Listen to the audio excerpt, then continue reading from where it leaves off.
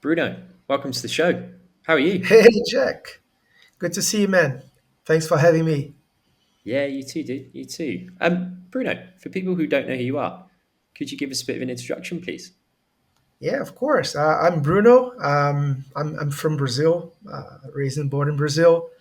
I'm in the blockchain industry since 2018. My background is in telecommunication. I'm an engineer, telecommunication. I work on the mobile communication industry. Worked several years for a huge company called Qualcomm.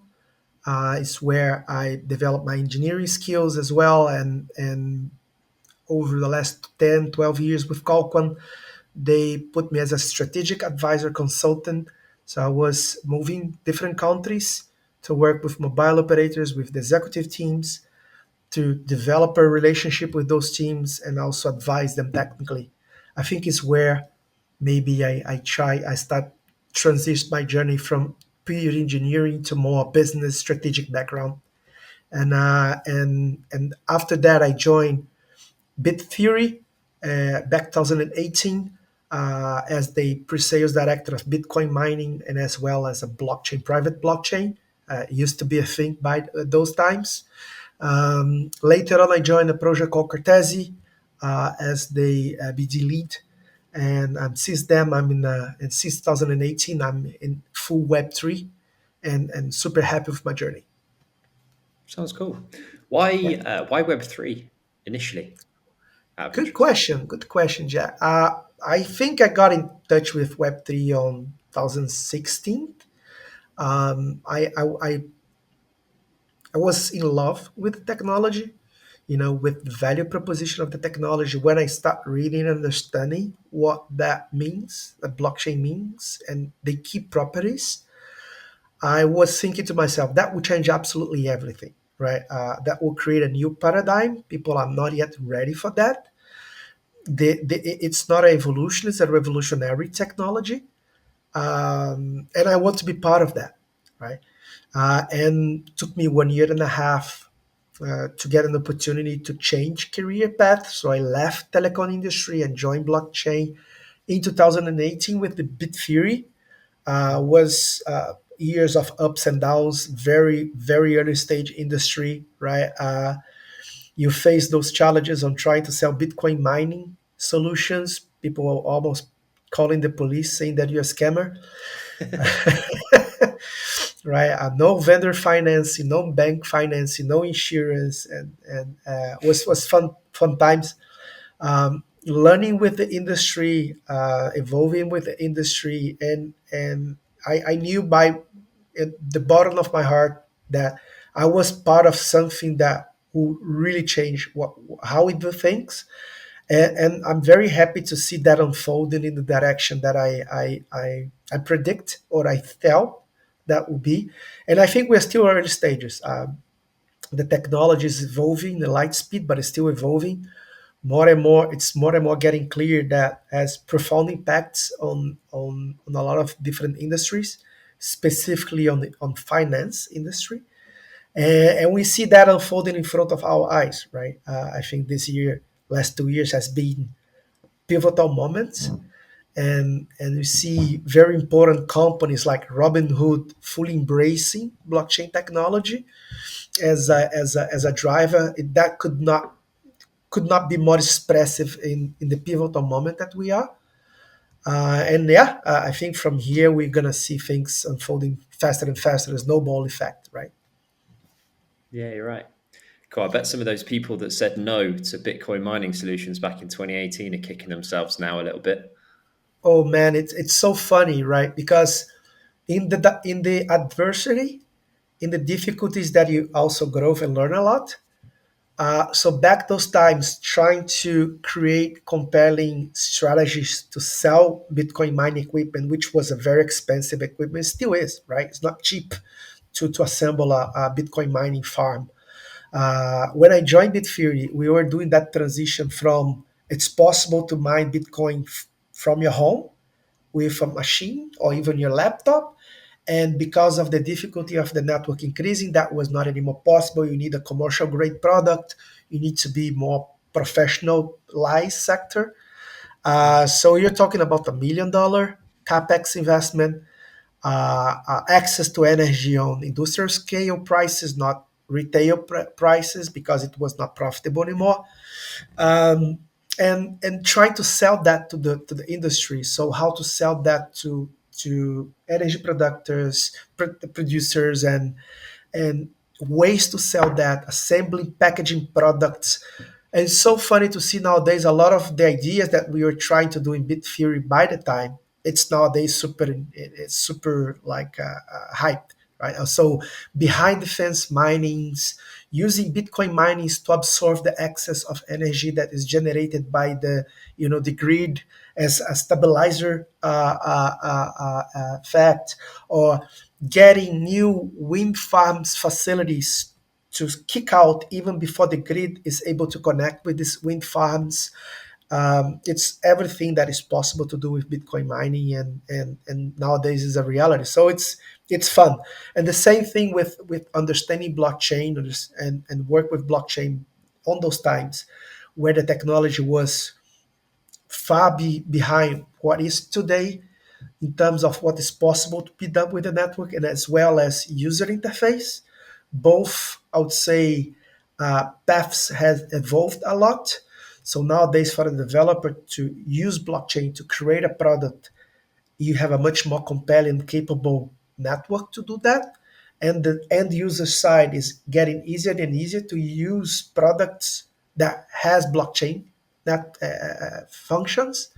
I would like to say that the trend is the blockchain technology melts behind the scenes, and the products, they will be the driver, right? It's the same Yeah. way if I ask you, what is a protocol stack that WhatsApp use, or where the WhatsApp is deployed, Instagram is the, I have no idea, you know, if they Yeah. use React, or which is the front end, what is the back end. It's just a product that address a need and is desired and has adoption because it solves a real people's life problems, right? Mm.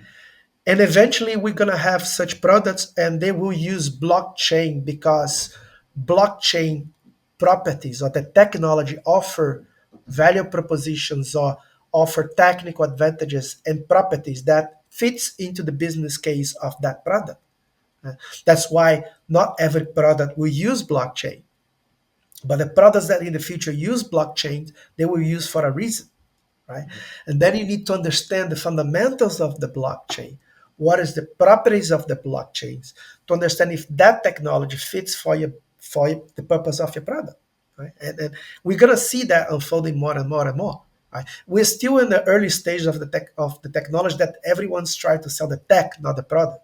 Right? Yeah. Slowly are changing that, and we're seeing that becoming more and more the norm. Right? Yeah, for sure. For sure. Just going back to your role at Bitfury, that sounds like it was quite a hardcore sales role, like trying to sell Bitcoin mining solutions Yeah. to Bitcoin people, mining right? With solutions $1 million and private worth of. blockchains. Yeah, it's tough. That's tough. And then your role at Cartesi, is that equally as sales heavy? Is it more like ecosystem focused? Like, what's the difference It- there? it's a good question. Back then, the product was already established. We have a product to sell. I was part of the team that was helping the sales team, and I was side by side with them to create selling pitches, to develop strategies to sell the product together, right? So the sales guys was more the relationship guy. I was the guy developing the strategy to get that product sold for that customer, right? And Right. of course, together with the sales guys, developing also a rapport and relationship with the customer, right? Yeah. As we like to say, everything that comes with sales on the title, the KPI is about sales, is about revenue that you can bring. Rather, as a pre-sales, as a sales guys, your KPI in the end is revenue that you bring. Yeah. In Cartesi, we are still developing, uh, let's say, a revolutionary product in terms of what it can be done, right, with that. So Cartesi has this unique VM that is deploying on top of Ethereum as a rollups, right? So since it's a unique VM based on RISC-V and Linux, he has opened up a huge addressable market for Ethereum ecosystem. But as also you have the challenge of adoption, challenge of bringing this new ecosystem into the Web3, right? So the challenge on Cartesi project, on the role that I have, is much more about understand the product, work very close with marketing, work very close with product people, understand the stage of the product to see which type of audience is capable to use that product in the stage that it is, right? And try to match this product user demand and bring adoption. So a lot of adoption strategies, a lot of work together with marketing and BD. And to be honest, a full-blown BD guy needs to be work super close to product and marketing. It's the two closest, I would say, companions they have in especially Web3, which is still let's say an industry that is evolving itself. So that makes even more critical. We can talk more about that along our chat. Yeah, I was going to ask you actually. This might be quite a difficult question to answer, and maybe quite hard to cram years and years of experience into a few minutes. But could you give us a crash course on how to succeed as a BD in Web3? Okay, that's a that's a good one. Um, I think the very first fundamental rule is understand that life is always about people, right? Rather if it's a personal or a professional journey, understanding that you're dealing with people and human factor, it's absolutely important part of equation of you do, it's important, right? So having the capacity to develop relationships, develop rapports, be a giver more than a taker, right?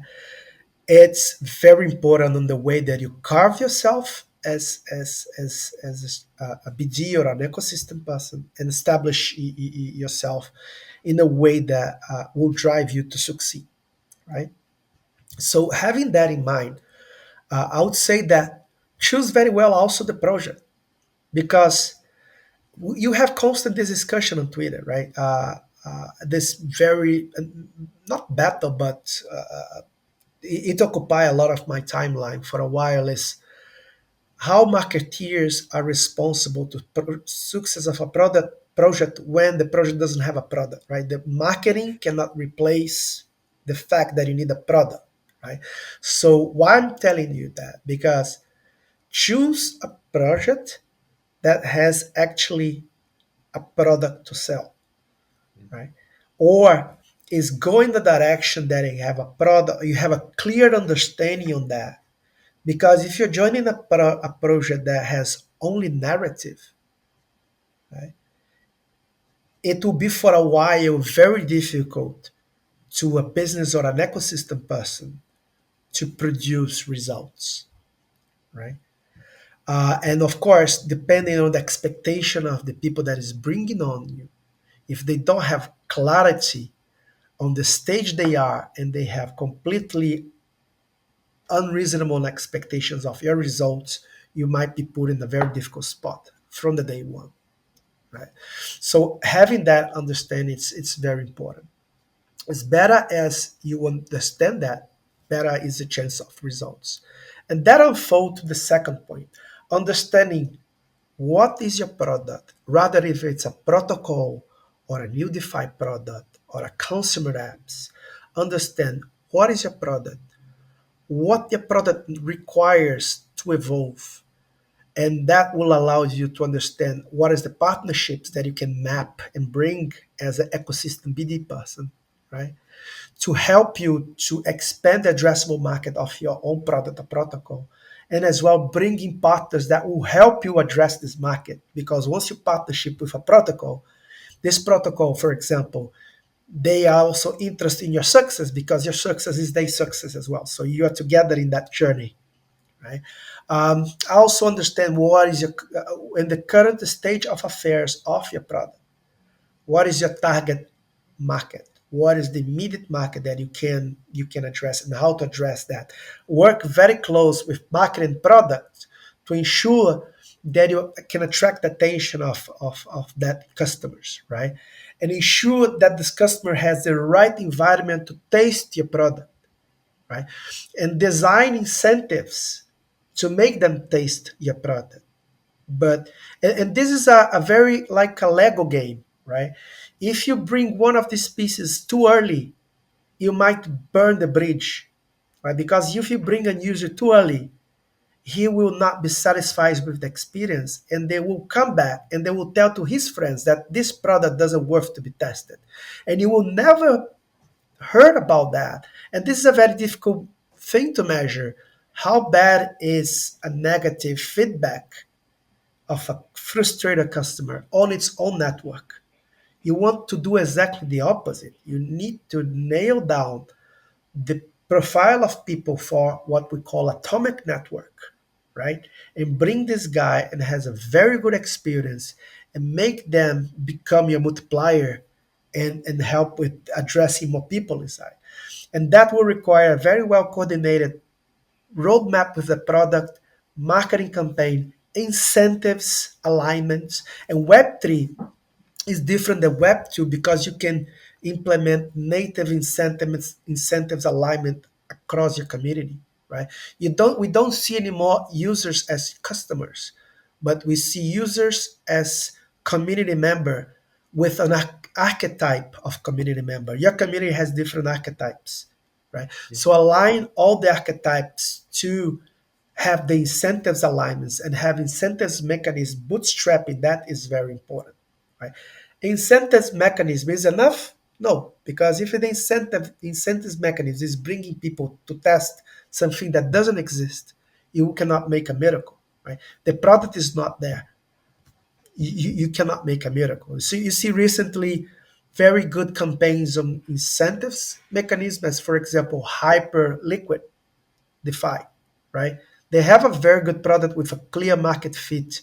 They target very well. They target market. They brought them. They incentivized them, and they came for because of the incentives, but they stood because of the product, Mm. right? And moreover, this project has value accrue mechanisms.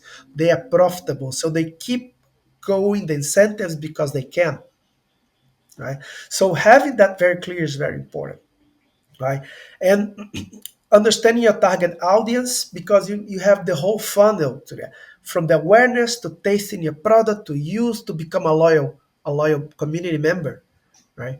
It's not only bringing them, it's the whole funnel that matters. And you are in this journey together with marketing, with product, with other units in your business, depending what type of project you are, right? If you are in a project that is more related to infrastructure, so you have dev relations also in this equation as a very important stakeholder that you need to be close by, right? Maybe you're gonna be leading this DevRel team as well, which makes sense in a point of view of a protocol project, in my opinion, right? The ecosystem leading the dev rel unit makes a lot of sense in my humble opinion. Uh, so all this understanding is super important, right? And on top of that, you need to be very good on mapping stakeholders, right? Who inside the organization can support you, can make your life easier, can help to support your initiatives, and can help you to achieve results. Right? It's always good to involve these people and create rapport with these people from the beginning because they can also be blockers.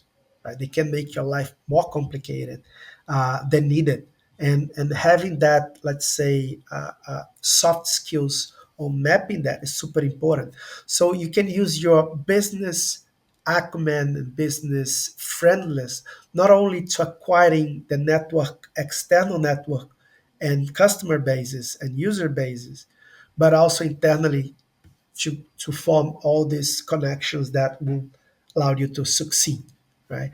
So all those things are, of course, easier said than done, right? As always, There's a lot of sweat that you need to put on those things, a lot of trial and error. I think, especially in Web3, most of the projects they should work on startup mode, fast interactions, learning, reacting, adjusting, adapting. Right. So it's a very dynamic, I would say, environment and ecosystem that you need to be ready for that, right, in all possible ways. Yeah, that's some great advice. I'm gonna go back and listen to this afterwards and make a ton of notes on on trying to implement some of that myself. So that's a great crash course on how someone can uh, succeed as a BD in Web3. So what about someone who's looking to break into the industry for the first time? Like, do you have any advice for someone on trying to find their first opportunity in the space? I think reach out to Jack is the very first step.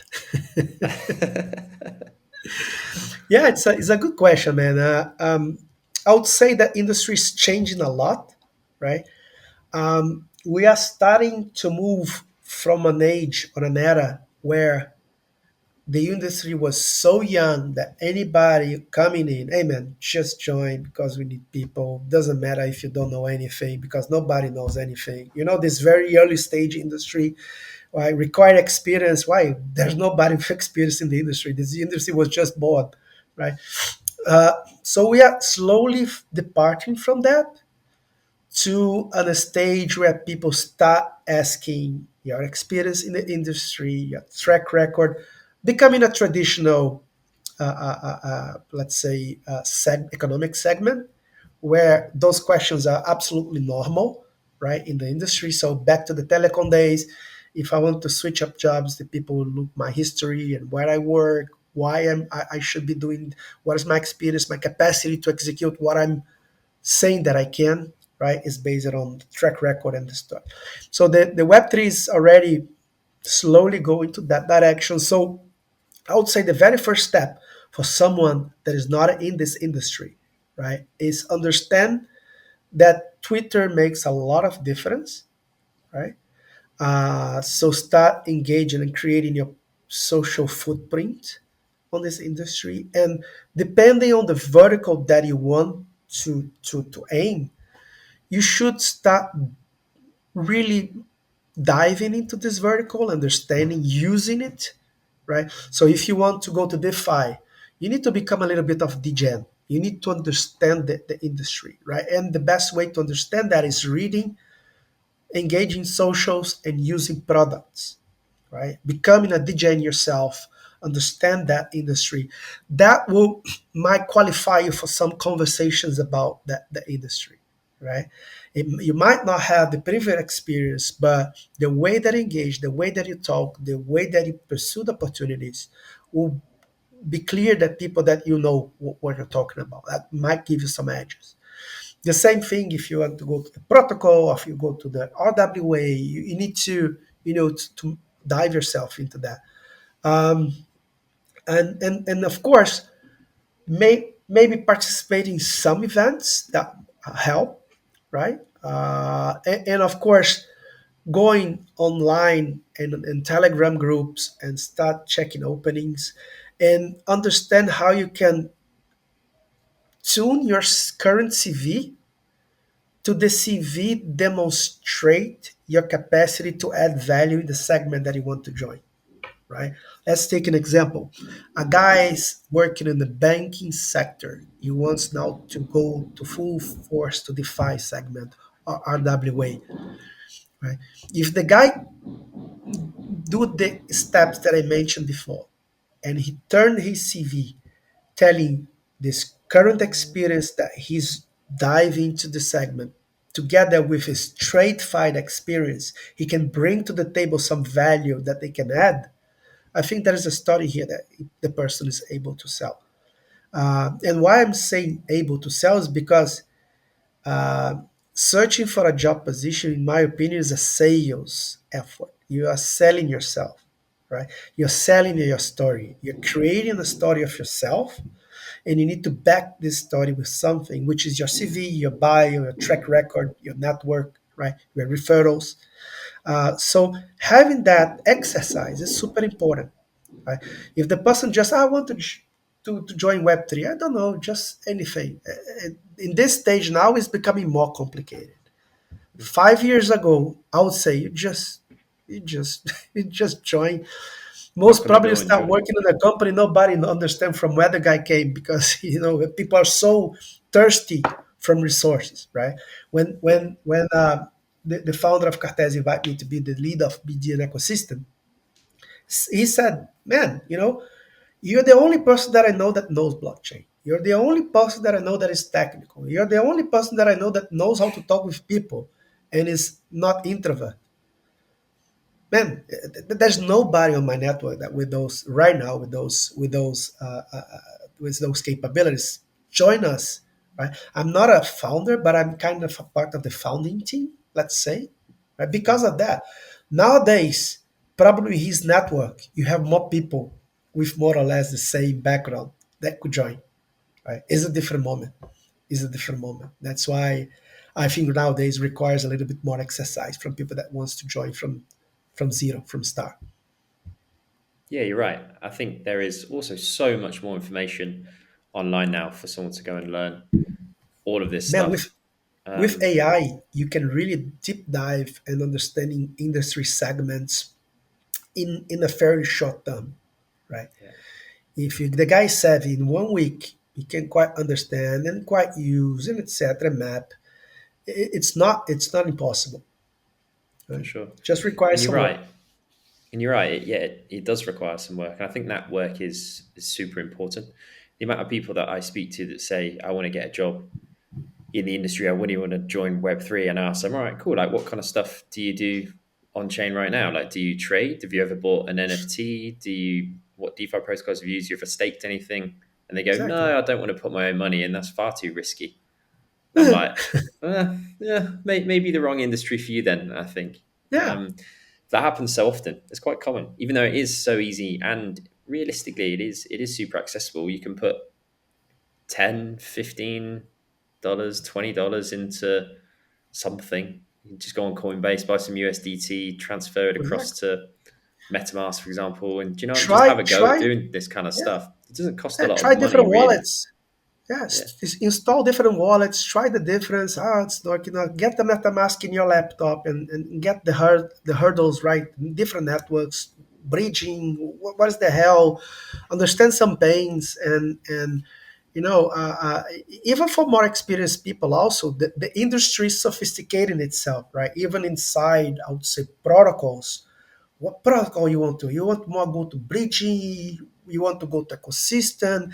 BD and ecosystem was one thing when I joined Cartesi, right?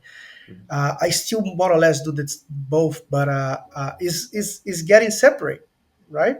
yeah, In my early days, I was very involved with marketing, PD, ecosystem, product, because the startup mentality requires that and gave me a lot of background, right?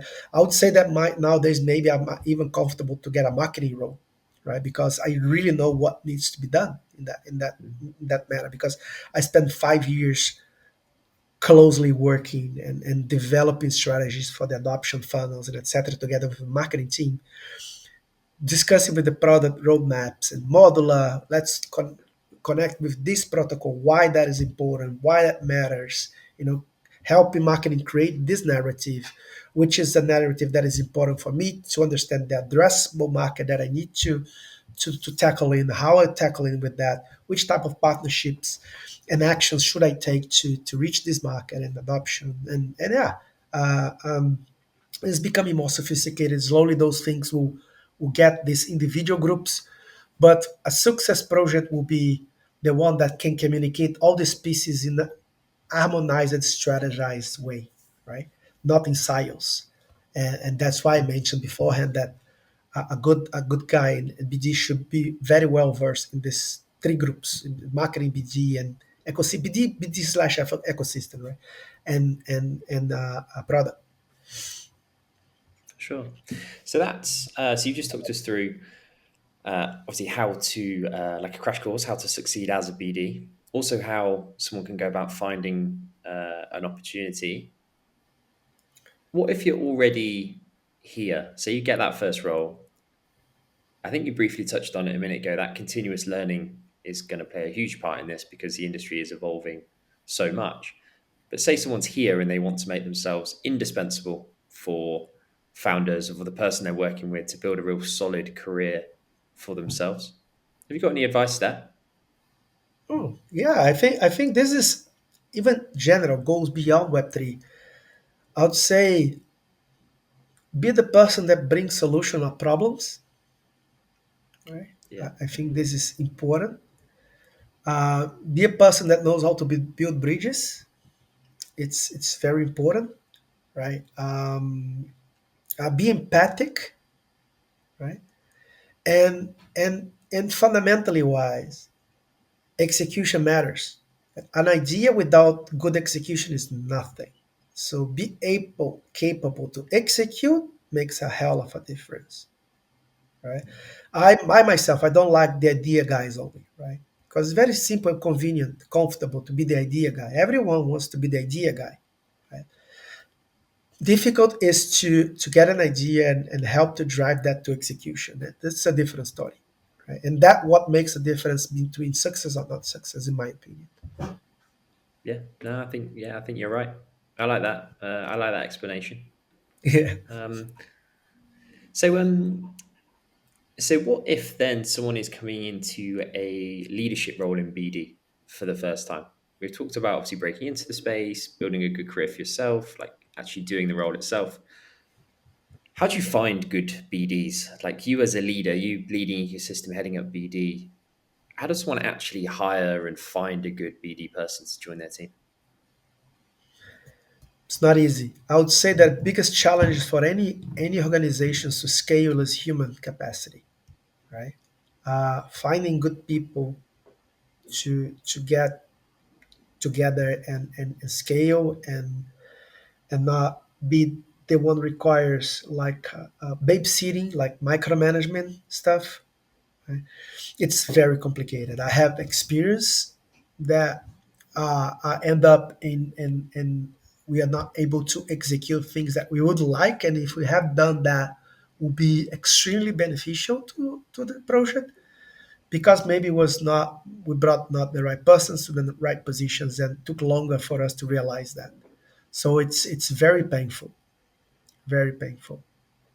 Uh, I would say that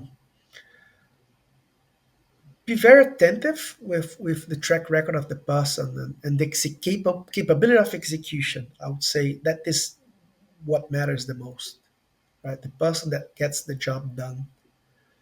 So that is the key Yeah. characteristic, I would say. And of course, there is a very fine line between giving enough person for this person to acclimatize with the project, the cultural, establishing the relationships they need, right? Giving all the tools to this person to succeed, but you need to be attentive on how thirsty and eager this person is to make to have things done, right? That is, this you need to feel on the air. The person, oh, I don't want to take this call. It's late for me. Uh, no.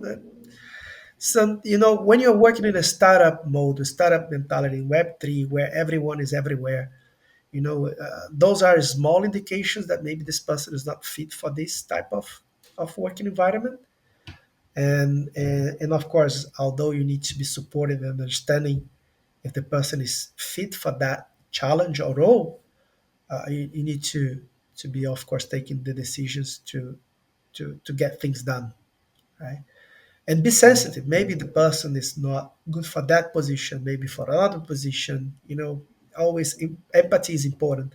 In the end, you're dealing with people, right? People. We shouldn't like treat people as just replaceable objects, right? They have lives, they have you know families, and have responsibilities.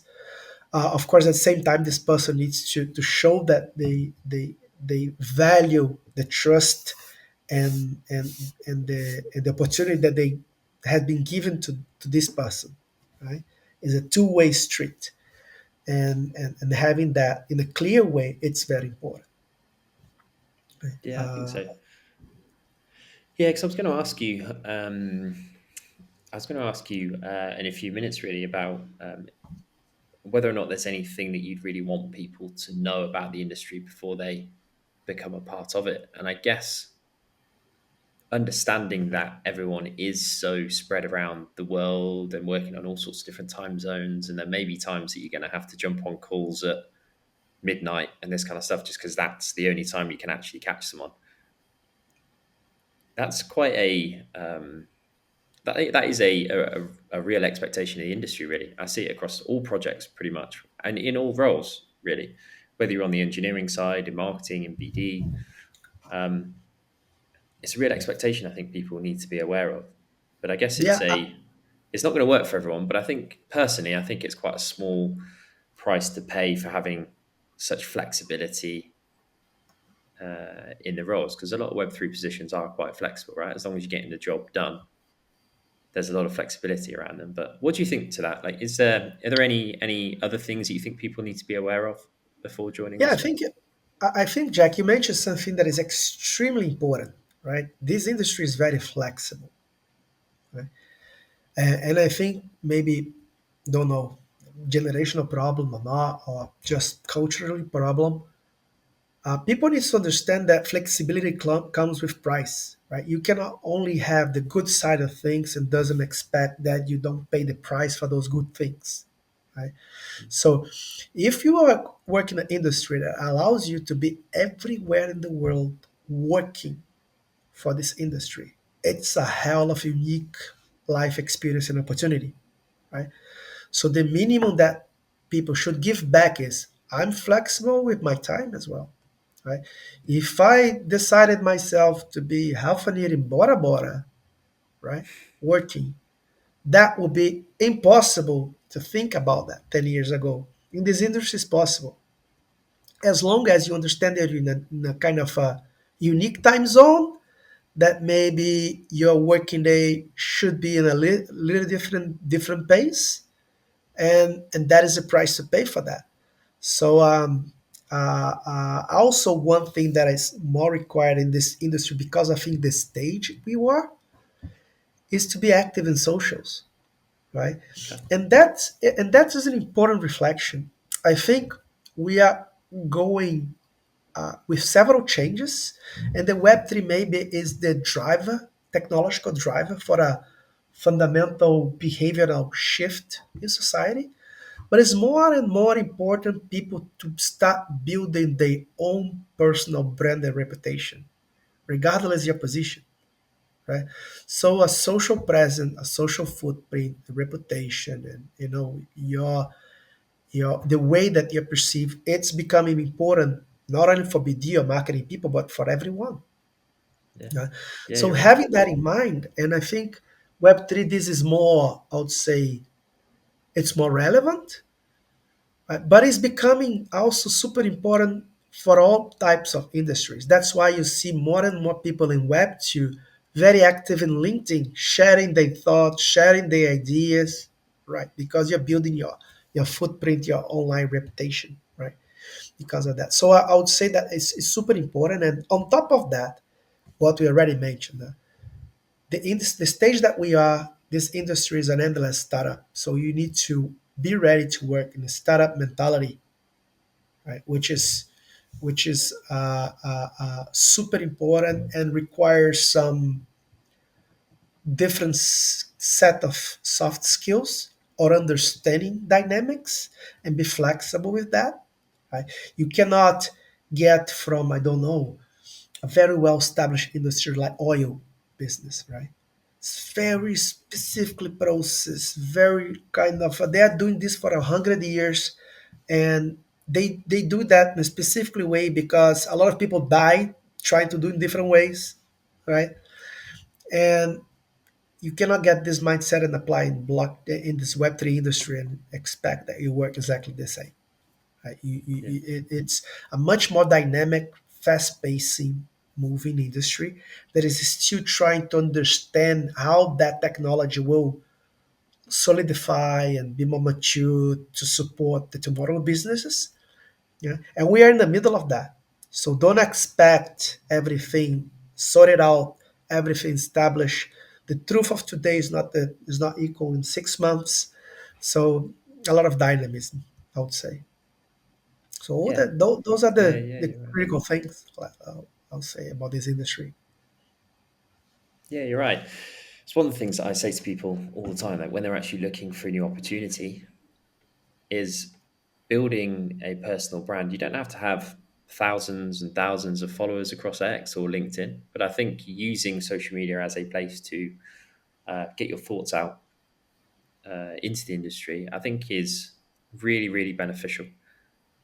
There are You still know, quite a lot of scams in Web3 going on around oh yeah, fake profiles, fake people, fake developers from North Korea and all this kind of stuff, right? Like hacking groups and all that kind of thing. So um, I actually think even if you're just writing your thoughts a couple of times a week or the odd tweet yeah, here and there and that kind of thing, and you're starting to do that, it just adds a layer of credibility to you. yeah, And then yeah, also when then someone comes along to your profile, you say you send them your CV, you're applying for a position, you send your CV, you have your links on there, they click through and they go, oh, actually, you know what? I really like what Bruno is saying about this particular part of the industry or like how he would approach this and that or yeah, whatever it might be.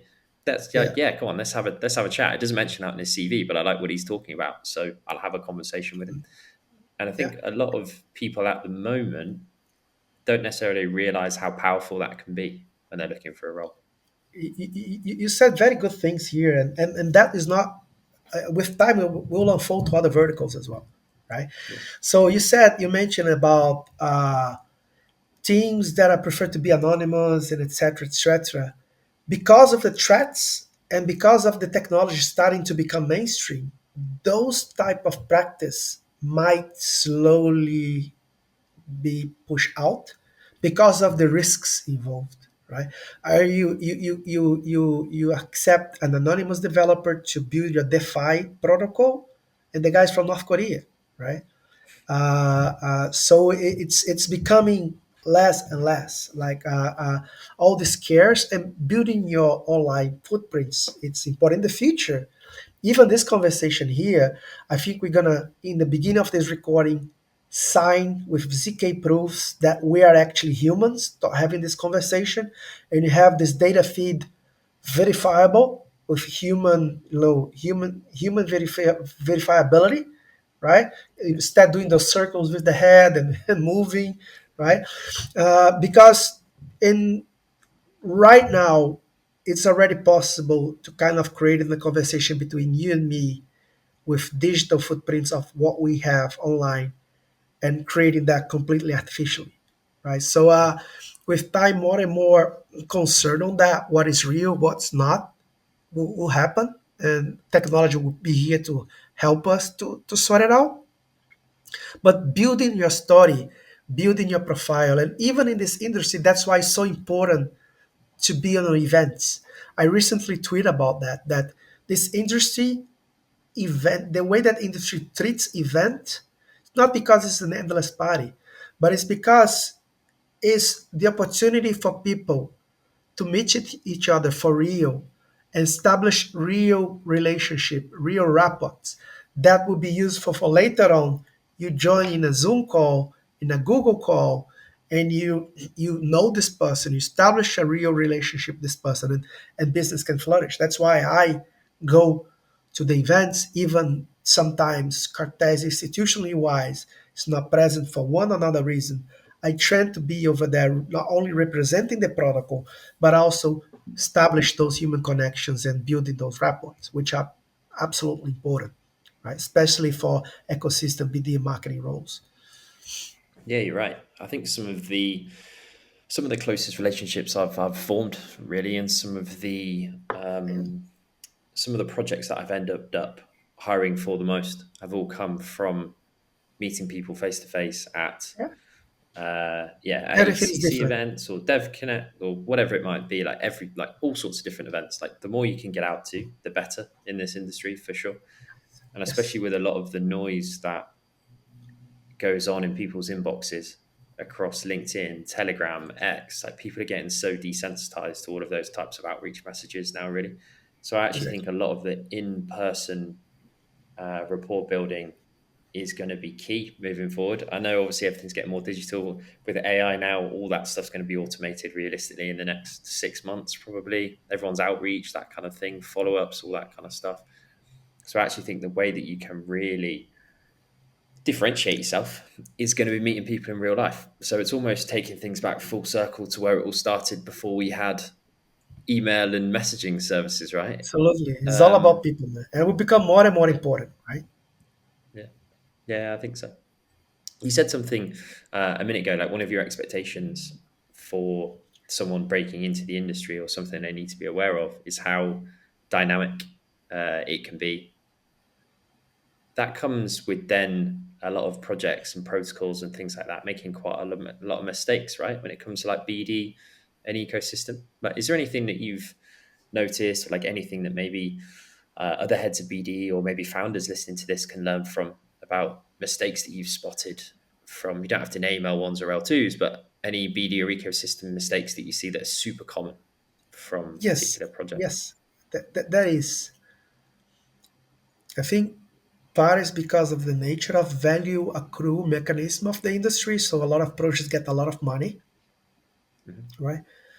So it's changing, right? People are more and more asking the right questions about what we gain with that, what is the ROI, why we are doing that.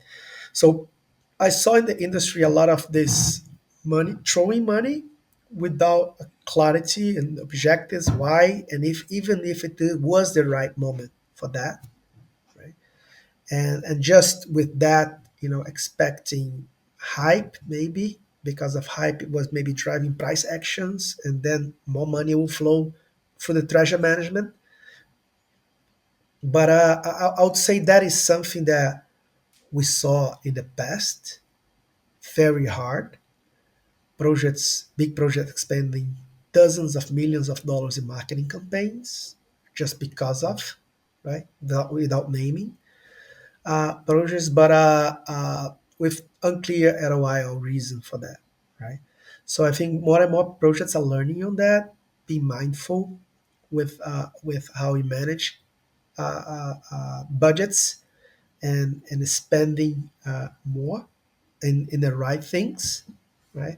At the same time, a more clear understanding that doesn't matter marketing or hype or anything if you don't have product, rather a protocol or a consumer apps or a DeFi app that really address a need, right? I think that is a fundamental stepstone and building something that people needs and even be capable to interact and understand if your thesis or the expectation about that product be in demand is real or not.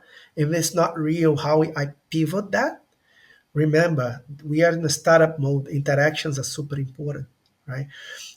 We are in the industry that people are still on this. I'm building a thesis, and I believe that is what people need, rather developer or a consumer. You just need to, as soon as possible, build a POC of that and put it to test, right?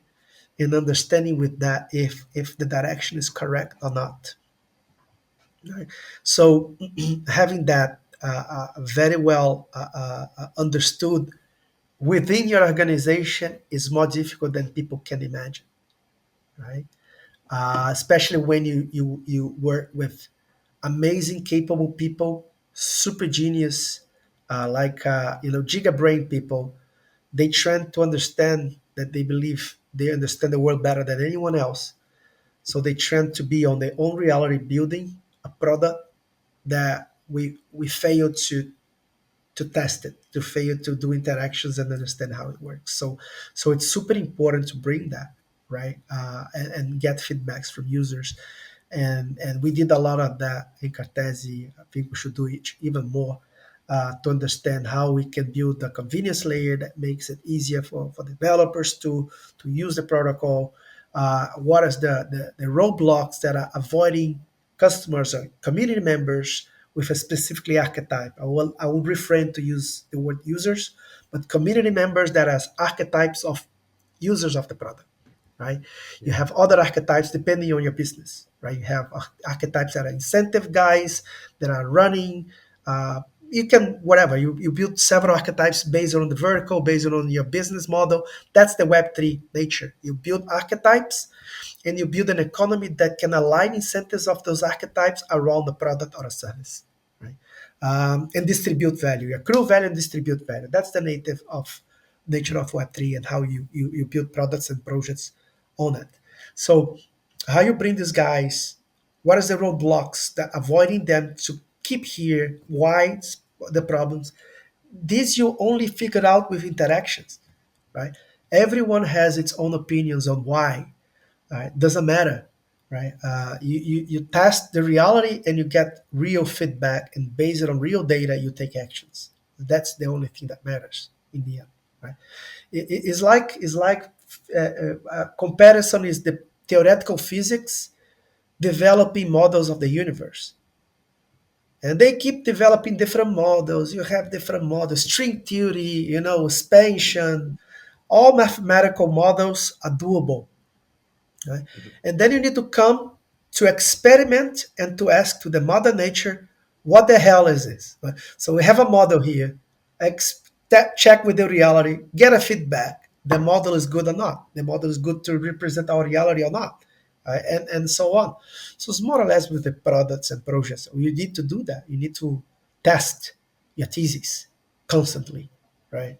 And do it fast, because in general, empty spaces don't remain empty for a while because they are opportunities, right? They are blue Yeah. oceans, right? Empty spaces are an unexplored space. So the first one who get there has a first move advantage. So empty spaces, they don't keep empty for a while, especially Web3. So if you're doing something, you're not fast enough to get this opportunity, someone will do it faster than you. Right? So Yeah, you're right. yeah, Yeah, nice. Yeah, you're right. Yeah, completely agree. Completely agree. But yeah, thank you for sharing. That's great advice. pleasure, Um, man. Bruno, to finish up our conversation, I know you shared a lot of advice today. But knowing what you Pleasure. know now about business development, about leadership, about Web3, blockchain, would you like to leave us with any final words of advice for people listening? I think always I this is my mottos, right? I always try to leave the place better than I found, right? And by doing that, on emerging yourself into in whatever you do, and try to learn as much as possible of whatever you're trying to do, to become really good on that and be in your best capability to add value and leave the place better than it was, right? And in this process, you always pay attention to your inner thoughts and your gut feelings, because learning how to listen to your gut feelings is super important, right? But they will only be useful to you if you really immerse yourself in the industry and get a lot of this intake, a lot of information, spend time processing, learning, etc. Then is where your inner thoughts starting to be polished enough to give you useful feedbacks.